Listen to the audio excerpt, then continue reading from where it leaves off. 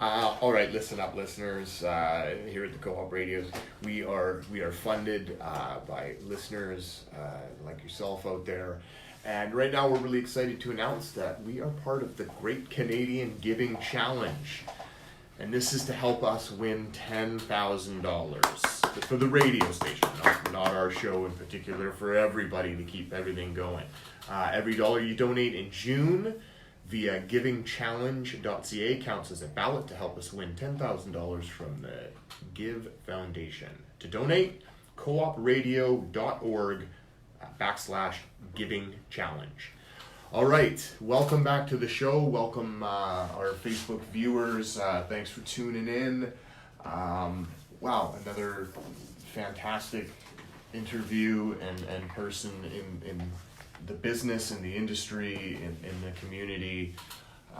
35 years, that's awesome. Linda Shaw. And here we are, we're back for the second part of the show. We have a personal guest, Thomas, coming in to share his story.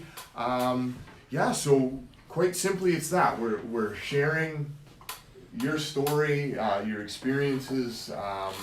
Hopefully we leave, like I said at the beginning of the show, if I was still using, I'd be the one that the government is talking about, that the people are describing as, well, let's just keep him alive. Mm-hmm. Let's just prevent him as much as we can from overdosing, and then what? You know what I mean? Like we don't hear much of the hope that every single person out there, no matter how bad, no matter how many barriers they have, deserves a chance, mm-hmm. deserves an opportunity, I think, to be where I am, where you are, where Giuseppe is today. And your story's no different. I mean, you were an addict. There's not many tiers to addiction. If you're addicted, you're addicted, right? Yeah. Tell us a little bit about your story there in the beginning. I was born to a pretty normal family, right? I didn't have any crises that would denote me becoming an addict, but very early on it was clear that I'd get obsessed with things, so it was like sports at first. I'd play one sport until I got really good at it, and then I'd play another sport until I got really good at it, and then I had some injuries and stuff like that prevented me from going further in those sports, right? Mm-hmm. And all of a sudden there was this big hole in my life, right, that I had to fill, right? Unfortunately, I picked drugs to fill that hole, right? I needed something that exciting in my life to, give me that pizzazz and, make my days worth it. Was it a pretty, I hate to say typical story of, when did you first use, what was the first drug that you used? Yeah, so, I smoked weed when I was, in grade 8, I think in, the first grade, a week of grade 8. Mm-hmm. And, then I was this is the thing, I'm going to do this, every weekend, it's going to be my goal, the week is just leading up until that weekend where I can get, some drugs, basically. And it snowballed from there, right? We're always on the hunt for something new that we could try, right? And we started using ecstasy and all those other harder drugs, and cocaine even in high school, which I at the time even thought was crazy. But there's a small crew, it sounds like, that's sort of all doing the same thing, right? We're a tight-knit group of friends, right? And yeah. That was our thing, right? That's what we're known for, right? Yeah. So it's we thought we were cool, right? That's how we identified with each other. So obviously that sort of progresses to, using alone, lying to everybody, doing whatever it takes to get the next. Yeah, I kind of realized that I had a problem when I enjoyed using more by myself than I did with my friends, all of a sudden I went from being I'm going to go hang out with my friends and we're going to use, and it became how much drugs can I get for myself to do by myself, yeah, for as long as I possibly can. Even when you're done sharing. Yeah, exactly. Yeah. I went to university, stuff like that, and that's so you still managed to... Yeah, that's the thing, right? I see a lot of people thinking that addicts are people that their lives just fall apart, but I kept it going for quite a long time. I went to university, I had a girlfriend for 5 years, I had all the stuff on the outside that would look like I was doing really well, and then I didn't have a problem. Yeah. And maybe that's why I kept it going for so long. But eventually, you know, the drugs just started to snowball, you know, Yeah. and all of a sudden the unmanageability just became bigger and bigger and bigger until it came to a point where, you know, I was like living at my parents' place, you know, when I'm like 24, you know, like working, you know, like a dead-end job, you know, like no hope that I could go do anything, right? All that schooling that I had done was like so far out of reach. I didn't believe I could do it anymore, you know, and like the way I saw my life going was maybe like getting a semi-decent job, getting an apartment, and just using until, you know, eventually. Right. So you started to think about your like forming your life around continuing to use, right? Like just Yeah. you know whatever I could set myself up to continue to use in a comfortable. That's shooting big, man. Hey, that's reaching for the stars, eh? Yeah. Well, they were pretty big stars. But I mean that's a big aspect to it where it's like, okay, you're going to school or you know you're working a job, and you know it's not like you're sleeping in a doorway out here yet, but the fact of the matter is that's not like your future, your idea of your own future has now changed and Mm-hmm. sort of diminished to Mm-hmm. you know just getting by. Well, it's like your life gets slowly worse and worse and worse, and you become used to that. Yeah. And then all of a sudden, that's your normal, right? And your Yeah. normal becomes worse and worse and worse. Did it affect your self-esteem and your identity to a point where it's like that's all you really deserve, or that's all you can really? Well, I would say those problems started very early, and drugs were that solution, right? Yeah. So, like, in my mind, I thought that I had everything going on, you know, I had everything figured out, and I knew better than people, right? But that was the drugs masking the low self-esteem and that viewpoint of myself, right? Yeah. So what was your parents' perspective at this point? Like, oh, he's just having a tough time right now, or did they know, like you were using? I think you know, my dad knew. He for sure knew. Yeah. But I was very good at manipulating and becoming codependent with, you know, my mom, right? So I used that.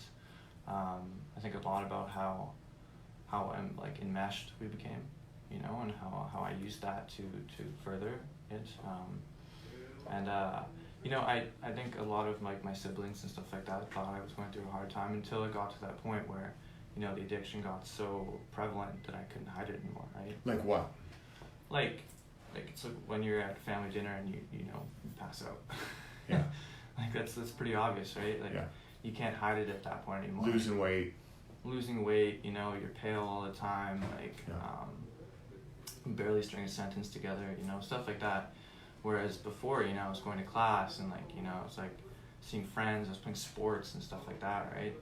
But it's like, if you think you can win against drugs and like keep your life going, it's like, no, it's a losing battle. You're eventually gonna lose. It doesn't matter how long it takes, it's gonna happen. Yeah. Right. And so how old were you at this point where you're at home, you're nodding off, you know, you're sick?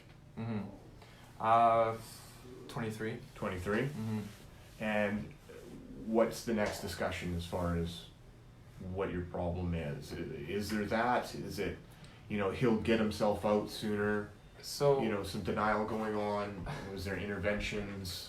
you know, they used like the counseling, you know, like that's always the first step to say like maybe you can go talk to someone and see if that helps, you know. But you know, like I manipulated my counselor, right? You know, I told him I wasn't using when I was, you know, and like, and then from there it went to, you know, like I think my mom took me to a meeting once, right? But the thing is, like I showed up right before the meeting. You know, I sat there, didn't talk to anybody, and then I left like right after, right? And someone took me, like I didn't want to go, right? Yeah. So there was no way I was gonna hear anything there, right?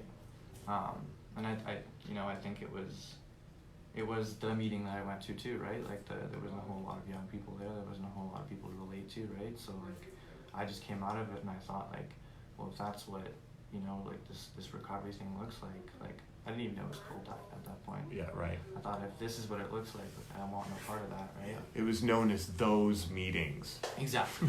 Yeah.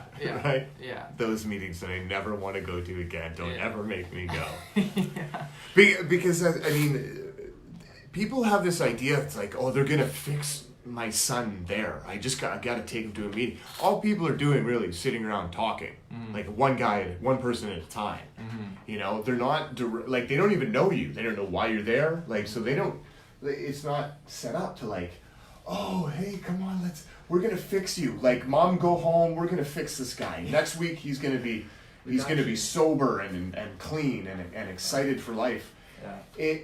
It's a voluntary program, Mm-hmm. you know, and there's plenty of people that, like, because of like a desperate willingness, keep going and go early and stay and help out and, you know, and save their own lives. And that individual deserves a lot of credit. Wasn't my story, doesn't sound like it's yours. Like, the introduction to what it becomes, like what it can be, is a little different for you. Tell us, like, what was the next struggle then? If all these resources don't work, was it just a continuation of using another? Well, yeah, I kept that going for quite a while, right? And like, you know, like they try to help you and you say like, oh yeah, it's working, and you get another couple months, right? And then you keep that going, right? Yeah. And it got to a point where I think just one day I woke up and my mom was like, we gotta get in the car, we're going somewhere. I was like, well, where are we going? She's like, we gotta get some food. I was like, all right, you know, I could eat. And then we go for a drive, we pull up to a treatment center. And I knew it was a treatment center the minute we pulled up. I don't know how, I've never seen one. I just knew. And you know, one of the counselors came out to say hi to me, and I told him to go, you know, bad word off, you know. And then I was sitting in the back of the car, you know, and this one of the clients came up and talk to me, and he said, he was really scary, tatted up, you know, and he said like, hey man, how you doing? Just casually chatting with me, and like at the end of the conversation, he said like, hey man, why don't you come in for a sec? You look like you really need this. I don't know why, but that was the moment where I kind of just clicked, and I was like, all right, if this guy's saying I really need it, he's really nice, like let me come on in. And you know, I went inside, and I was surrounded by counselors, you know, I was like a piranha, you know, just like, you know, the poor cow.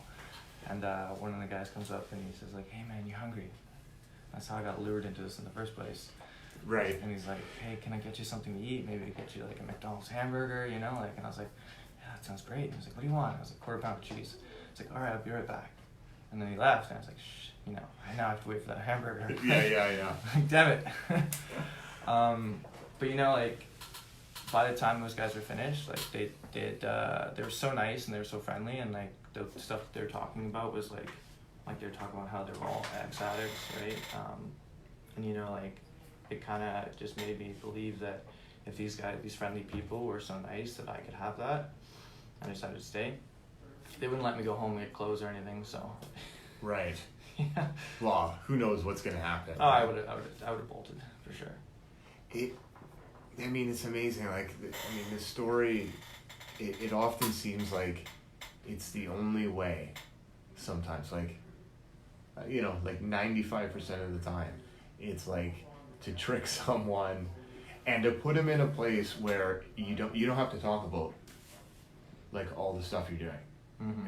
and you know what you're ashamed of, and you know, like are you hungry, are you thirsty? Mm-hmm. You know, it sometimes seems like how do you get somebody comfortable enough on their own accord to stay? Mm-hmm. Right?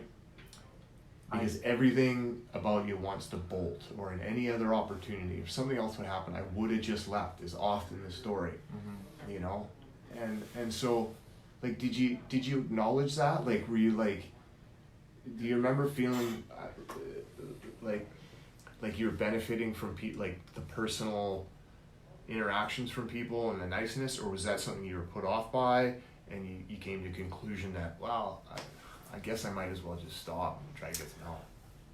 Well, the thing with the last store that I really liked, and that's where I went, is that everyone there is, you know, an ex-client pretty much that works there, right? Like, and they could identify with me, right? And it's like, I felt like the stuff that they were talking about and the stuff that I was talking about was, you know, very similar, right? And I felt like I hate it when people tell you what you should do and they have no experience of what you're going through, right? Mm-hmm. Like if you've learned it in a book or like, you know, you've taken some classes, like it's like so far removed from like the actual experience that, you know, we as addicts go through, right? So I felt like when these people were being so friendly to me and they looked like so healthy and so good and like, you know, like there was like laughter going on in the office and stuff like that, there was that hope that if they could get that, then I could get that too. You know, because they were so similar to me, right? And up until this point I thought I was like terminally unique, you know, that my problems were, you know, so different from everyone else's. Yeah. Right. I was just thinking like what your alternatives was, you know, after rolling up to the treatment center, like either go inside or cross your arms in the backseat of mommy's car and be like, you know, and just pull a tantrum, really. Like a 23-year-old man adult tantrum. Definitely would have done that. Like, take me back home to my bedroom. Like, how dare you? Right? Would that have been it? Yeah, for sure. Because that's the thing. There's no real independence at that point for you as a man. Like, yeah, you know, addiction sort of strips that all away from us, and you're right. That's the sort of situation we're in, where it's like some clinical dude in a tie or white coat often isn't going to get my respect or my desire to want to, like, you know, ask him for help. But when somebody like me is, you know, giving me some attention, it's a bit different. And not to say, like, it's, you know, people will argue, oh well, there's not professionals, you know what I mean, it's a bunch of the patients running the institution, right? I argue with that though. I think we are professionals. Absolutely. We've got learned experience, like we've been in the thick of it, right? Absolutely. And that's what we're talking about, is that beginning stage of what connects people to where they in the darkest, in the most deadliest grips of addiction, say, okay, I'll stay. Right? Like, and that's something that you can't find in a pill, or it's not going to be a resource pamphlet, you know what I mean? Like, it's something that only those of us that have experienced understand it truly, I think. So, okay, so you went through treatment. Was this your very first treatment? Yeah. Wow. And stayed clean since. What do you think about the idea that relapse is a part of recovery, and you know, like you must have to walk around completely guarded? No, that's crazy. That's craziness. I think that to say that is to say that recovery has like a problem, or that like it's a part of recovery, and that's insane. Like, I think that if you have relapse, like people have them, there's nothing wrong with that, right? Like you can just get back up and get back and do it. But I think that if that happens, it's because your program needs to be modified. You know, there's some part of it missing, right? Like I was really fortunate that I had, you know, a lot of instances where I learned like some really concrete ways of like protecting my recovery. I almost call them like safeguards, and those are like having a step group, you know, having a home group, you know, like just having friends that, like, if you don't show up to a meeting, they're gonna call you, right? And those are things outside of myself that even if I'm like, you know, not doing like the greatest recovery, like those people will do recovery for me, and they'll call me and like they'll hold me accountable, right? So what's the biggest example of that in your recovery where you couldn't have done it without that system in place? Step group for sure. I mean, like writing the steps is so important. People don't realize that. There's so much like psychological reasoning and all that science behind it, but at the basis of it is, right, like you're holding yourself accountable to write your feelings out and like work on yourself, and like and then like involving like a good group of people in that, and like, you know, like at our step group, like we challenge each other to, you know, improve ourselves. If we check in with each other, you know, and it's something I look forward to every week, right? It's that one constant in my week that doesn't change no matter what. You know? So you're a young guy, like, what's the idea of the rest of your life clean, sober, abstinent? like for you? How does that sit with you? It's great. Why not? I mean, I've done enough of, you know, all the craziness of addiction that I know that what happens when I go back, right? Like this is my first time in recovery clean, but like I've had times where I tried to stop and I went back, right? And I know that if I go back, like it's just not gonna be fun. That's the main thing, right? And my life is gonna get so much worse. So I play that tape through. On a more positive note, right? Like I've had more fun in these last almost 2 years than I have in like my whole life, right? Yeah. Like it makes being clean and doing stuff, it just makes it that much better. You know, it's like just going out for coffee. So I mean, the last few years, you've gotten the proof that you can be happy, that you don't have to live wondering, you know, whether or not, you know, that guy having a Bellini on the Earl's patio is having more fun than you'll ever know. So what then can you dream? Like, what is the rest of your life? What are your hopes, dreams, and goals as far as, you know, for you? That's a good one. You know, I think just having goals. Like never had any goals before, right? Right.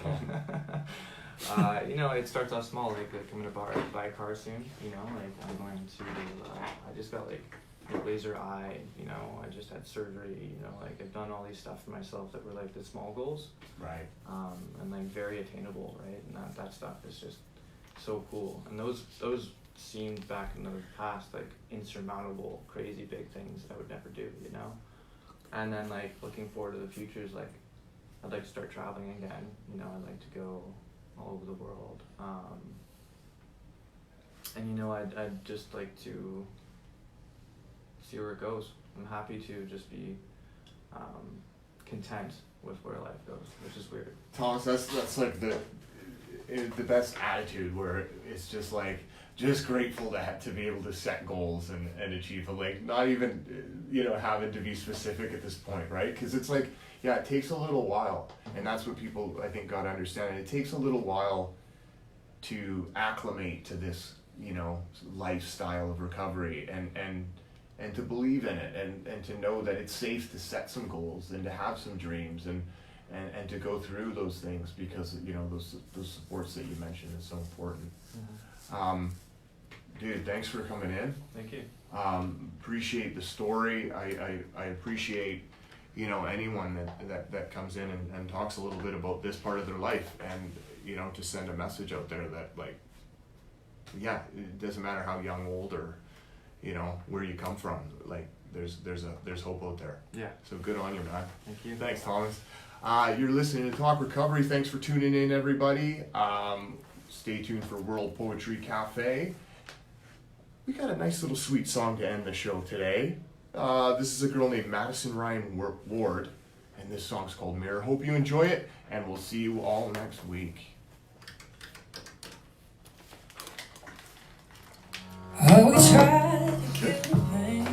Bye, Thomas.